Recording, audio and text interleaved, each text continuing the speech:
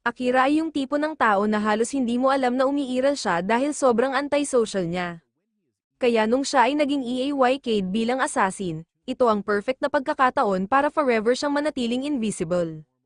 Isang seemingly normal na araw sa high school, lahat ng estudyante sa Class A ay nakikipagkwentuhan sa kanilang mga kaibigan, maliban sa isang friendless loser, yes, tama, ang protagonist ng kwento, si Akira. Nakatuon siya sa sarili niyang mundo at nagbabasa ng light novel tulad ng isang background character. Tinanggap na niya ang ganitong realidad, pero gaya ng kapalaran, biglang nagbago ang reality at lahat ng estudyante sa Class A ay na-transport sa isang mysterious hallroom. Lumitaw ang isang matandang lalaki na may hawak na staff, binabati silang lahat at sinasabing gusto ng hari ng lugar na makipag-usap sa kanila. Lumayo ang matanda, at nakita ang hari at siguro ang asawa niya, ang queen, nakatayo sa likod niya. Sabi ng hari, ang mga estudyante ay ngayon nasa Human Kingdom ng Red Death sa mundo ng Morgan. Ayon sa hari, kasalukuyang inaatake ang kingdom ng mga demons at tanging isang hero mula sa ibang mundo lang ang makakapagligtas sa tao sa pamamagitan ng pagpatay sa Demon Lord. Ibig sabihin, ang ordinaryong estudyante ng Class A ay posibleng maging hero ng mundong ito. Ayon sa matanda, baka may isa o higit pang hero sa mga teenagers, at para malaman kung sino, gagawa siya ng test. Gamit ang crystal ball, tinawag niya ang bawat isa para ay patong ang kamay at ma-appraise. Ang unang estudyante na walang aura ay humawak sa ball at sinabi ang status, at lumabas ang system menu. Nakita niya na level 1 lang siya at average ang skills, ibig sabihin hindi siya ang hero. Pero ayon sa matanda, sobrang taas pa rin ang skills niya kumpara sa ordinaryong tao ng kingdom. Ilang estudyante ang sumunod at nakita ang kanilang classes, halimbawa, si Yuki ay naging disenchanter, si Tomoya ay night class, at si Hosoyama ay healer. Dahil matagal ang proseso, sinabi ng matanda na pwede na lang isipin ng lahat ang status para makita ang class at level. Ang nag-iisang wannabe friend ni Akira, si Nanis, ay nakakita na siya ay naging wind mage at may main character vibes na. Tinanong ni Nanis si Akira kung anong stats niya, at walang pagbabago sa ekspresyon, sinabi ni Akira na assassin class siya. Sa totoo lang, sabi ni Nanis, bagay daw sa loser na ito ang class kasi kadalasan assassin ay parang non-existent background characters. Pero sa sariling gulat ni Akira, sobrang taas ng stats niya kumpara sa lahat. Ang student council president na si Tsukasa ay siya ang hero, pero napansin ni Akira na mas mataas ang stats niya kaysa kay Tsukasa. Karaniwan, kung malalaman ng isang estudyante na mas malakas siya kaysa sa napiling hero, magmamayabang siya. Pero hindi si Akira, para sa kanya, hindi maganda ang sitwasyon. Una, hindi niya pinagkakatiwalaan ang mga tao sa mundong ito at hindi rin naniniwala na totoong nasa panganib ang bansa o kingdom o kung ano paman ito. Para sa kanya, baka plano lang ng hari na gamitin ang mga estudyanteng ito para sa sariling kapakinabangan. Kaya kung ipapakita ni Akira ang sobrang taas niyang stats, baka ikulong siya at pilitin maging war dog ni His Majesty. Para makaiwas, tiningnan ni Akira ang skills section niya, umaasang may makikitang useful na skill para maitago ang presensya niya. At lucky enough, may skill talaga siyang conceal presence. Ginamit niya ito at agad siyang naging invisible sa naked eye. Walang nakapansin na nawala ang background character. Nagpatuloy ang matanda sa tests at pagkatapos ay sinabi sa Class A na bibigyan sila ng weapons, clothes, at armor kinabukasan. Pero bago iyon, ipinakita muna sa kanila ang kanilang mga kwarto para makapagpahinga ng gabi. Tahimik na sumunod si Akira mula sa malayo habang pinagmamasdan ng palasyo at biglang napansin ang isang bagay sa ceiling na parang security camera, kaya na-realize niya na mino-monitor sila ng mga tao dito. Lalo siyang naging suspicious habang siya'y lumalakad, na ipakita na may knight na nagbabantay sa kanya sa background kahit naka-conceal presence siya. Nang gabing iyon, pumunta si Akira sa isang kwarto na hindi nalinis, ibig sabihin hindi ito napili para sa mga estudyante. Walang iniintindi, nagpa siya siyang matulog doon, halos sigurado na walang titingin sa unmonitored na kwarto. Nakakuha na siya ng cloak na bagay sa isang assassin sa pamamagitan ng pag-search sa palasyo. Isinuot niya ang bagong outfit, iniwan ang identity niya bilang high schooler, at lumabas sa roof sa ilalim ng Crescent Moon. Tumingin siya sa paligid. Sobrang medieval ang itsura kumpara sa homeworld niya, kumpirmadong Isaac-eyed na nga siya sa ibang mundo. Sa mabilis na galaw, umaakyat siya hanggang sa residence ng hari at hindi makapaniwala sa absurd na athleticism na ngayon ay taglay niya. Siguradong walang makakakita, Pumasok siya sa study chambers ng hari at nakinig sa usapan ng hari at ng assistant nito. Nakatanggap ng report ang hari mula sa assistant na ang mga summoned students ay galing sa ordinary world na walang magic at hindi makakagawa ng bagay na hindi nila kaya. Nawala ang alalahanin ng hari at sinabi sa assistant na ipagpatuloy ang pagmamasid, pinapayuhan na huwag pabayaan ang sinuman sa students na pumasok sa palace archives. Pero ang tanong, ano ang tinatago sa archives? Lalong lumakas ang suspicion ni Akira at ngayon sigurado na siya sa isang bagay, may masamang plano ang hari. Bilang isang assassin, malakas ang urge ni Akira na tapusin agad ang hari, pero pinigilan niya ang sarili at umalis sa chambers. Nang maramdaman ng hari ang males at lumingon, wala na si Akira. Kinabukasan, nagtipon ng mga estudyante sa Grand Hall para sa feast. Wala pa rin nakapansin na isa sa kanilang kaklase ay nawawala, malamang dahil hindi naman nila alam na umiiral ang ating loser protagonist. Si Akira rin ay naroon sa kanyang concealed form, iniisip kung sasabihin ba niya sa classmates niya ang nakita niya kagabi. Problema lang, hindi siya paniwalaan, kaya nakalimutan na niya ito at nagpatuloy sa pagmamasid. Biglang tumayo si Tsukasa, determinado ang mukha, at sinabi sa mga kaklase na gamit ang bagong power na nakuha nila, dapat nilang tulungan ang mga tao sa mundong ito. Hinikayat niya ang lahat na sumama sa kanya para talunin ang Demon Lord, at napilitan silang sumang-ayon. Di nagtagal, nagsimula ang training ng mga estudyante. Ang knight na nakita natin kanina, si Siran, ang naging instructor nila. Si Siran ang knight commander ng kingdom at may assistant na knight na si Jayalei. Ipinaliwanag ni Siran ang training sa mga estudyante, malinaw na hindi si Tsukasa lang ang hero, lahat ay pwede ring maging hero sa pamamagitan ng pagsusumikap at pag-level up. Plano niya na i-train sila ng isang buwan bago ipadala sa dungeon para sa actual combat practice. Habang nagsimula ang training, umalis si Akira sa scene iniisip kung ano ang gagawin sa susunod na buwan. Napansin ito ni Siran at sinundan siya, iniwan si G para bantayan ng iba. Ilang minuto pa, hinarap niya si Akira at tinanong kung bakit hindi siya sumasali sa training grounds. Nagulat si Akira at naisip kung hindi na ba gumagana ang conceal presence skill niya. Na-predict ni Siran ang iniisip ni Akira at tiniyak na aktibo pa rin ang skill niya. Ang aura lang ni Siran ay mystical at nakakaramdam ng differences sa temperature. Gusto ni Akira na huwag ma-expose ang identity niya, kaya kinuha niya ang espada at handa sa labanan. Pero agad na nilinaw ni Siran na hindi siya magre-report at walang masamang intensyon. Bumababa ang guard ni Akira at nakipag-usap, nagsinungaling na gusto niyang pumasok sa Palace Archives para kumuha ng knowledge para maging mas malakas. Naunawaan ni Siran at tinanong kung anong current concealment level ni Akira. Nang sabihin ni Akira na maxed out ang conceal presence skill niya, na-realize ni Siran na baka mas special ang batang ito kaysa sa napiling hero, si Tsukasa. Hindi iniisip ni Akira na overpowered ang skills niya dahil level 1 pa rin ang ibang abilities niya. Nais niyang i-level up rin ang mga iyon, sa kabutihang palad, nag-volunteer si Siran na maging teacher niya, at natuwa si Akira sa balita. Tinanong ni Akira si Siran kung may paraan para ma-reverse ang Iaikai, pero sa kasamaang palad, wala ring alam si Siran kung paano makakabalik sa Earth. Kahit ganun, kailangan ni Akira na maging mas malakas, kaya nagsimula siyang mag-training sa ilalim ni Siran, umaasang magiging deadliest assassin na nakita ng mundong ito. Nang makapasok sa archives, hindi nagtagal at natutunan ni Akira ang tungkol sa mundo, may ilang continents, maliban sa human at demon continents, may elven continent at beast folk continent din. Abala si Akira sa training at regular physical exercises tulad ng planks, habang ang ibang estudyante ay naghawan ng kanilang magical abilities. Lumipas ang ilang araw at isang gabi, hinarap siya ni G dahil puro kay Akira lang nakatuon ng atensyon ni Siran kaysa tulungan ng ibang estudyante. Inamin ni Siran na dahil fascinating ang mundo ni Akira at ang kwento tungkol sa Japan ay nakakaaliw sa kanya, kaya siya nag-tech train kay Akira ng libre.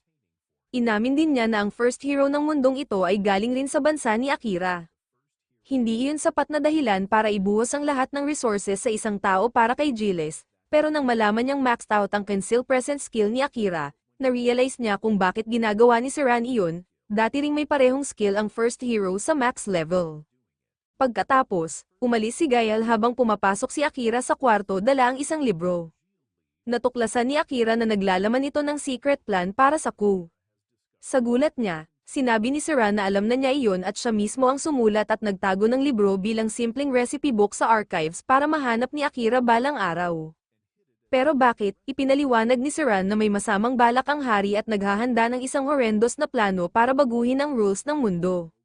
Bagamat hindi pa malinaw kung ano eksakto ang plano ng hari. Sigurado na si Akira na karapat-dapat mamatay ang hari at nagsisisi na hindi niya siya pinatay nung gabi na pumasok siya sa chambers. Pero sabay rin, ayaw niyang umuwi bilang mamamatay tao. Pinayuhan siya ni Siran na maging isang taong may respeto sa buhay, kahit na trabaho niya ay literal na kunin ito. Sa anumang kaso, umaasa si Siran na tutulungan siya ni Akira Saku at wakasan ang reign ng masamang hari ng mapayapa. Pagkatapos ng isang buwan ng training, pinangunahan ni Siran ang grupo ng heroes papunta sa dungeon. Sa daan, napansin ni Akira ang isang babae na nagmamasid sa kanila. Hinarap niya ito, pero hindi sumagot ang babae at tahimik na naglakad palayo. Pagdating sa dungeon, napalibutan ng inexperienced heroes ng army ng monsters at halos hindi makalaban. Nambush si Tsukasa ng 3 goblin brutes at naalala na nakatanggap siya ng item mula sa queen na pwedeng mag-repel ng monsters. Tinapon niya ito sa goblins, pero sa hindi malamang dahilan, sumulpot ang isang minotaur, isang high-ranked monster na kahit si Siran ay mahihirapan talunin. Nang makita ang monster, nagkaroon si Tsukasa ng mental breakdown, pero nakaramdam ng kakaiba si Akira at na-realize niyang baka na-curse si Tsukasa. Kaya sinabi niya kay Yuki na gamitin ang disenchanting spells niya para ma-dispel ang curse bago sumali sa laban kasama si Siran. Habang si Siran ang nanguna gamit ang unang lightning bolt attack, inactivate ni Akira ang kanyang shadow magic, isang assassin class skill na sobrang lakas hanggang pwede ring lamunin ang gumagamit, at sa kabila ng panganib, ginamit niya ito at isang black at blue na linya ang nilamon ang monster hanggang tuluyang sumuko ito. Pinanood ni na Commander Siran at ng iba habang sinusubukan ni Akira na kontrolin ang kapangyarihan, kaya lumapit si Siran at hinawakan siya para matulungan kontrolin ang sarili, at matapos ang ilang pagtatangka, bumaba ang surge ng power at nakapagcom si Akira, huminga ng maluwag dahil ligtas na sila. Pagkatapos, nag-usap sila ni Siran na inamin na first time niya makita ang shadow magic kahit marami na siyang narinig tungkol dito at pinaalalahanan si Akira na bawasan ang paggamit nito para hindi malamon ng darkness. Habang nag-uusap, dinala ni Siran sa kanya ang isang katana na ginawa ng hero at pag-aari ng hero, at ipinaliwanag na hindi ito direktang ibinigay sa hero dahil may iba siyang weapon at hindi gusto ng hari na makita siyang gamit ang katana na ito, at nang tanungin kung bakit, sinabi ni Siran na nagnakaw ito mula sa Palace Armory kaya kailangan manatiling secret. Tiningnan ni Akira ang kalidad ng katana at kahit alam kung saan ito nagmula. Pinili niyang kunin ito bilang gift. Tinanong ang pangalan at nakita sa side ng katana ang Yato no Kami, na ibig sabihin God of Nightblade. At may inscription sa ilalim na isang well-wish mula sa may-ari para sa susunod na tagapagmana, na nagpaisip sa kanya na gusto niyang makilala ang hero at pareho rin ang wish ni Siran, at nagdala ito sa kanila sa pag-uusap tungkol sa hero kung saan sinabi ni Siran na sobrang lakas ng curse na nakaapekto sa hero at hindi ito ma-dispel, ngunit pareho nilang hinuhulaan kung sino ang maaaring naglagay ng curse. Natama ang hula nila nang malagay ng princess ang hex sa hero at ma-curse siya para manatiling fake hero, at hindi pwedeng payagan ni Akira iyon, kaya pumasok siya sa kwarto sa pamamagitan ng window at itinapon ang dagger para putulin ang hex. Nagalit ang princess, nagtaka kung bakit pumasok siya sa kwarto ng babae nang walang permiso, pero iginiit ni Akira na malayo siya sa pagiging lady, isang witch siya kung patuloy na nagku-curse ng tao, at nagtaka siya kung bakit nagpapatuloy ito. Pero sinagot ng princess na lahat ng ginagawa niya ay para sa hari at tumangging magpaliwanag, kaya nag-fly siya palabas, nakatagpo si Siran at ipinaliwanag ang nangyari. Alam ni Siran na sumusunod lang ang princess sa kagustuhan ng hari at hindi siya hihinto.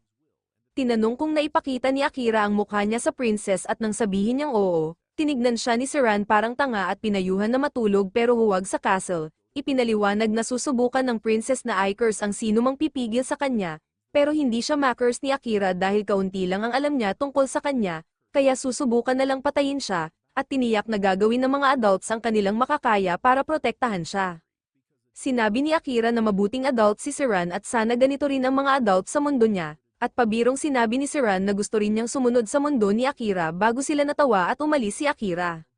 Kinabukasan, nagising si Akira sa puno kung saan siya natulog at nakita ang crowd sa harap ng palasyo. Naglakad siya papunta doon iniisip kung nakabawi na ang hero, ngunit sinabi ng isang knight na may nangyari kay Siran, at pagdating niya sa harap, nakita niyang patay si Siran. Tumakbo siya para hawakan ang katawan at sumigaw, pero inakusahan siya ng mga knights na siya ang pumatay, sinasabi na ang espada niya ang nakita sa katawan, pinaalala niya na alam nilang lahat kung paano nabasag ang espada niya pero tumanggi silang makinig, at nakita niya ang princess na nakangiting nakahiya at na-realize na na-curse niya ang lahat. Bago siya atakihin, ginamit niya ang Conceal Presence, naging invisible at kinausap si Hill-Els, isa sa tapat na knights ni Siran, na nagsabi na ang King's personal assassins, ang Night Ravens, ang umatake kay Siran at hindi titigil hanggang mamatay din siya, at ipinaalam na may iniwang provisions si Siran sa kanyang kwarto para kunin at umalis, kaya kinuha ni Akira ang provisions pero nag-iwan ng isa bago tuluyang umalis sa lungsod.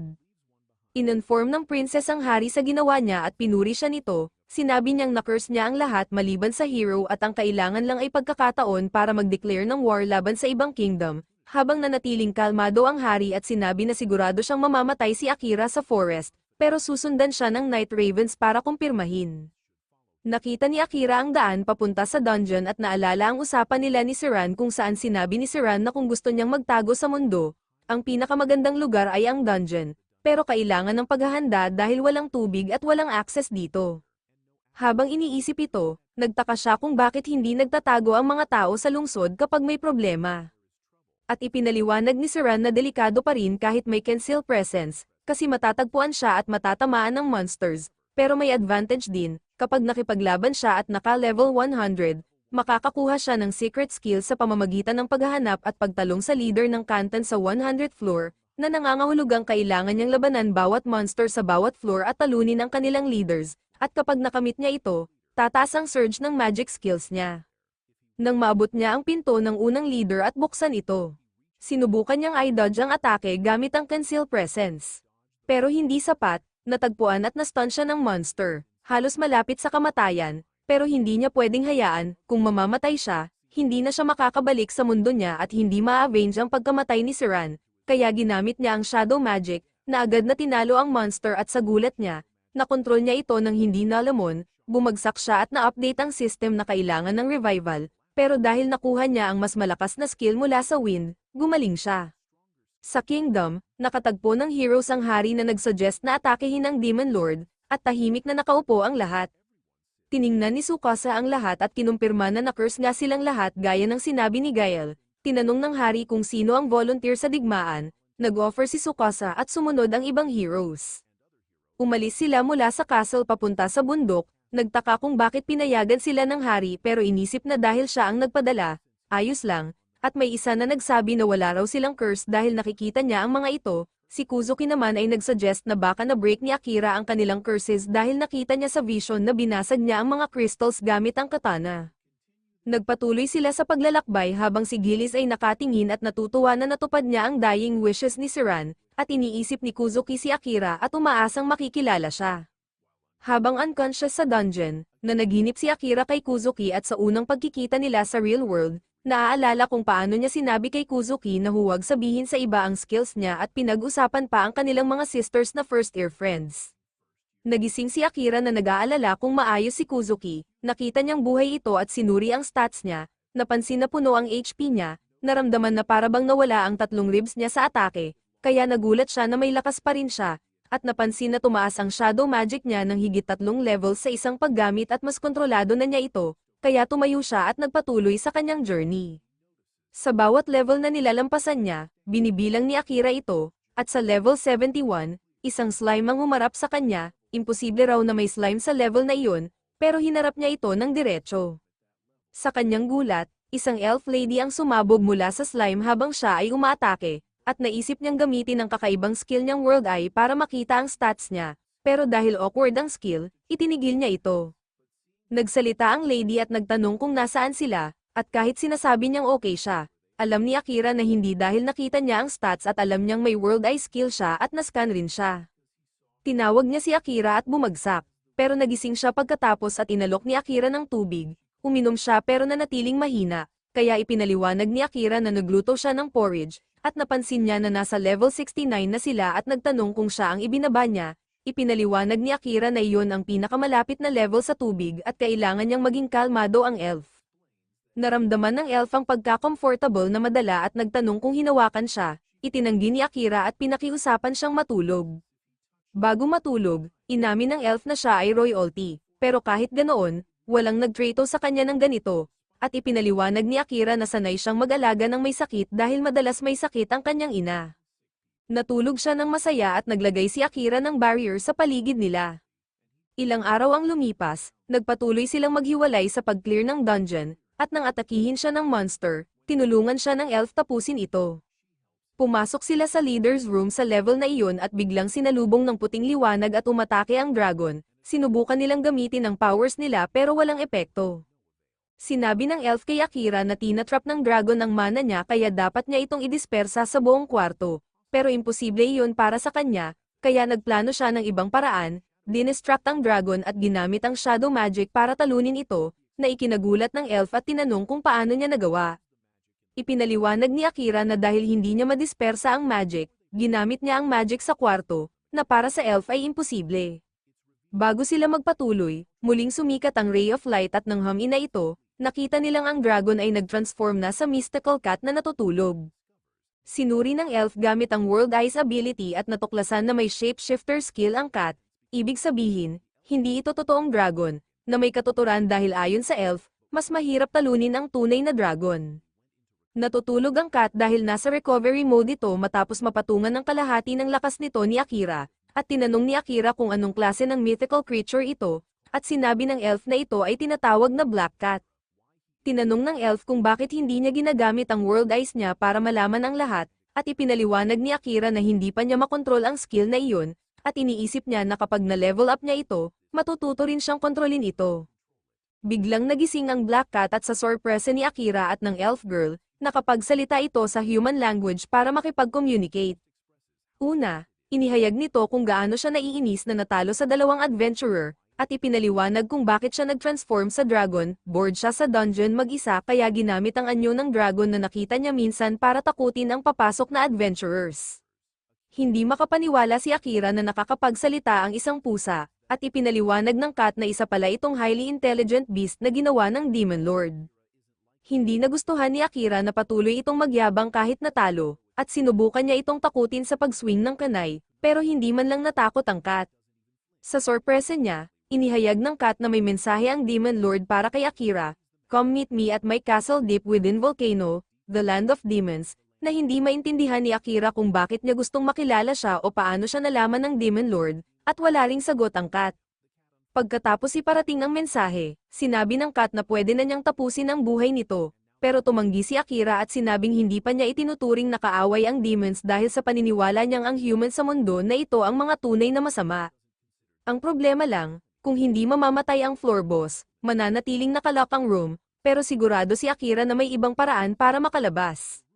Matapos mag-isip ng isang minuto, nagkaroon ng ideya ang elf girl, gawin na familiar ni Akira ang Black Cat sa pamamagitan ng contract, para mawala ang title nito bilang boss ng floor at ma-unlock ang room. Ayon sa cat, kailangan ng exemplary mana control para magawa ito, pero dahil main character si Akira, kaya niya simulan ang ritual. Binigyan niya ang cat ng pangalan na Knight at pinadaloy ang mana niya dito, na nagdala sa isip ni Knight kung saan nakita niya ang nasusunog na bayan at ang cat mismo ang sanhi. Nakipaglaban si Akira kay Knight, pero imbes na patayin ito, isinakripisyo niya ang sarili at ipinangako na kung magkakaroon ng contract, hindi na kailangan ni Knight na gumawa ng masama. Dahil pangarap ng mga demons na pilitin sa kasamaan, pumayag si Knight, at bilang resulta, ang mind world ni Knight ay naging malinaw na langit, kumpleto ang kanilang pact. Nagising si Akira at kinumpirma ang pagkakaugnay ng kanilang kaluluwa sa pamamagitan ng matching pact symbols sa kanilang katawan. Napukaw ang interes ni Knight sa karakter ni Akira at ipinahayag nito na gusto niyang maging bahagi ng paglalakbay ni Akira sa mundong ito, nanumpa ng katapatan, at maayos silang nagpakilala sa isa't isa. Sumali rin ang elf girl at ipinakilala ang sarili bilang Amelia tonight. Dahil teknikal na patay na ang boss, lumitaw ang exit teleportation circle sa gitna ng kwarto, pero bago sila umalis, nagpahinga sila at nagkaroon ng pagkakataon na mas makilala ang isa't isa. Samantala, nakarating sina Tsukasa at ang ibang heroes sa lugar na tinatawag na Yamato at namangha sila dahil halos eksaktong medieval version ng Japan ang lugar. Apparently, ang unang hero na Japanese ang nagtatag nito. Pagod na pagod mula sa kanilang mahabang biyahe, nagdesisyon silang kumain sa isang restaurant at magpasalamat sa pagkain bilang kanilang unang maayos na pagkain mula nang mailipat sa mundong ito. Pagkatapos kumain, Umupo si Akira para makipag-usap sa kanila at ipinaliwanag na wala silang source of income sa bagong mundo, kaya kailangan nilang kumita, lalo na't nauubos na ang pera mula sa palas. Iminungkahi ng isa na maging adventurer sila dahil nakita niya ang potensyal ng negosyo at sumang-ayon ang lahat, pero kailangan din nilang maglaan ng oras sa pagbabasa, lalo na para malaman kung paano lisanin ang lungsod at bumalik sa kanilang mundo, na nakadepende sa pagtalong sa Demon Lord, ang dahilan kung bakit sila dinala sa kingdom ng hari at princess. Iminungkahi ng iba na simulan ng paghahanap sa Demon Lord, pero iginiit ni Asahena na manatili sa lungsod dahil nararamdaman niyang konektado si Akira sa kanila at mas malapit siya sa kanila, at kung mananatili sila, makikita nila siya at sabay nilang malalaban ang Demon Lord. Inamin niya na mas mahina ang kombinasyon ng kapangyarihan nila kumpara kay Akira, kaya kailangan nilang pagsamahin ang kanilang skills sa kanya para makaligtas. May ilan na tutol sa suhestyon niya, paalala na si Akira ay pinaghihinalaang pumatay kay Commander Saran, pero naniniwala si Asahena na nabighani lang sila at inosente si Akira. Gusto rin ni Sato na makilala si Akira, at kahit hindi niya ikinukumpirma na mas malakas si Akira kaysa sa kanila, hindi niya alam kung nasaan ito sa ngayon at hindi nila pwedeng hintayin ng matagal, pero iginiit ni Asahena na pwede nilang subukan. Pinapaalala ni Sato kay Asahena na kahit magkita sila kay Akira, maliit ang posibilidad na makikipag-team siya sa kanila, at ibinunyag niya na magkaklase na sila ni Akira mula elementary, pero hindi siya nakikilala ni Akira, iyan ang lalim ng pagiging antisocial ni Akira. Sang-ayon si Asahena kaya nakarating sila sa conclusion, nananatili sila sa lungsod hanggat may monsters na pwedeng labanan para maging mas malakas, para kapag nakilala nila si Akira, hindi siya makaka-undermine sa kanila at makikipag-team na siya. Samantala, nagkwentuhan sina Akira, Amelia, at Knight tungkol sa kanilang nakaraan, ibinunyag ni Amelia na pinalayas siya ng kanyang kapatid kahit prinsesa siya, at nang tumakas, inatake siya ng arrows ng kapatid kaya kinailangan niyang gumamit ng magic para mahulog sa burol, at sa floor, nilamon siya ng slime, dyan siya nakilala si Akira. Nagulat si Knight dahil normal na hindi naninilaw ang slime sa tao at paano nakaligtas si Amelia sa loob nito ng matagal, pero kinailangan na lamang nilang tanggapin. Tinanong ni Akira kung kailan siya babalik sa city para ayusin ang mga bagay, pero sinabi ni Amelia na hindi na siya babalik dahil komplikado ang pamilya, at sang-ayon siya. Habang pinag-uusapan ng pamilya, naalala ni Akira ang sarili niyang pamilya, may maliit siyang kapatid at naalala kung paano siya bumili ng cellphone para sa kapatid na si Yo dahil sira ang phone nito, pero nagalit ang kapatid nang ibigay niya, hindi niya napansin na pinilit niyang mag-night shift para afford iyon, at laking gulat niya sa reaksyon nito. Dumating ang kanilang ina at ipinaliwanag na ginawa lang ni Akira ito sa pagmamahal, kaya naayos ang issue. Alam ni Knight at Amelia na ang pamilya ni Akira ay nasa ibang mundo kaya tinanong nila kung nami-miss niya at babalik na siya, pero kahit nami-miss niya, hindi pa siya handa. Naalala niya na dati sa mundo niya, hindi siya napapansin at hindi pinakamagaling, pero nang napunta sa bagong mundo, may nakakita sa kanya at inalagaan siya, si Saran, ngunit pinatay ng maaga si Saran dahil sa kanya, kaya nangako si Akira na maghihiganti. Ang kanyang bloodthirsty revenge spirit ay kumalat, na ikinabahala ni Knight at Amelia, ngunit pinaayos siya ni Knight at mabilis siyang nakalma. Parehong kilala nila si Saran dahil popular ito sa mga Knight Commanders. Para pagaanin ang mood, naglaro si Akira ng catch it kay Knight kahit paulit-ulit na sinasabi nito na hindi siya stray cat kundi demon, at hawak nila ni Amelia si Knight sa fur habang naglalaro. Pinaalalahanan ni Knight si Akira na ang kanilang pact ay hindi kasing ganda ng itsura nito dahil magkadugtong na ang kanilang kaluluwa, at kung mamatay ang isa, mamamatay rin ang isa. Pero hindi iyon pinapansin ni Akira at tumutok siya sa positibo, na ngayon ay makakakomunikasyon sila sa pamamagitan ng telepathy kahit gaano kalayo. Matapos silang magpahinga, tinanong niya si Knight kung saan dadalhin sila ng teleportation circle, pero hindi rin alam ni Knight.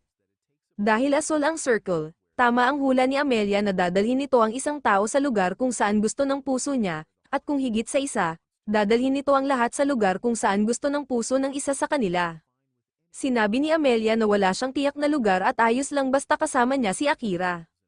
Nag-teleport sila at natagpuan ang sarili sa isang kagubatan, nakita ang holy tree na nagpapaalala kina Knight at Amelia na nasa Elven Forest sila. Nag-alala si Amelia dahil hindi pa siya handa, at tama siya dahil umatake sa kanya ang isang tao gamit ang arrow.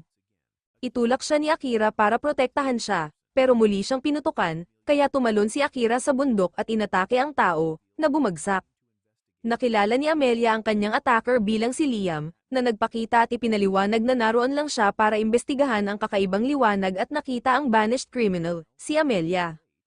Iginiit niya na dapat umalis si Amelia sa kanilang city, ngunit sa sobrang katawa-tawa ng sinabi, pinatay siya ni Akira, pero huli na dahil napalibutan na sila ng elves, na pinamumunuan ng kapatid ni Amelia na si Kilika, na kinwestiyon ng audacity ni Amelia na bumalik sa city at nangako na turuan siya ng leksyon. Nakita ang relasyon ng magkapatid, na pagdesisyonan ni na Akira at Knight na sobrang malalim na ang family feud at kailangan nilang protektahan ang kanilang kaibigan.